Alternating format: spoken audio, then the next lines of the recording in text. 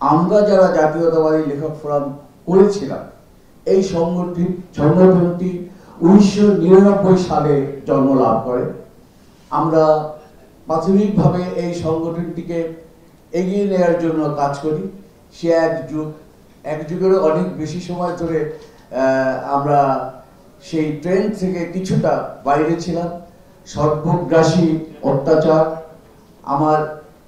আমরা প্রত্যেকেই তখন জাতীয়তাবাদ শব্দটিকে উচ্চারণ করতে সাহস পাইনি বা করতে পারিনি।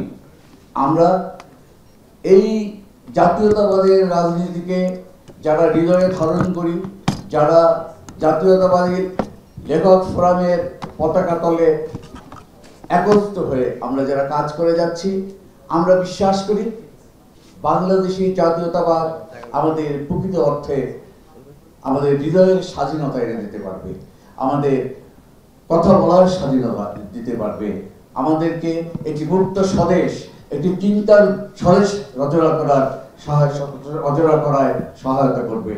আমরা সেই পুরনো দিনের অনেকের মুখ যারা প্রথম শুরু করেছিলাম, ফরিদ ভূঁইয়া আছে, জামালউদ্দিন বাড়ি আছে, আরো অনেকেই আছেন যারা প্রথম আমরা এই জাতীয়তাবাদী লেখক ফোরাম শুরু করেছিলাম।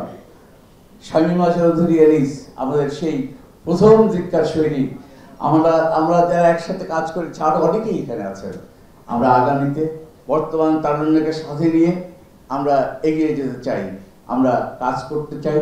আর আমাদের এই মঞ্চে যারা আছেন তাদের দিক নির্দেশনা নিয়ে আমরা এগিয়ে চলতে চাই।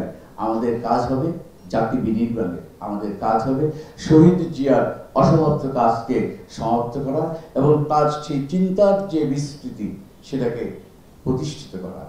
ভালো থাকবেন সবাই।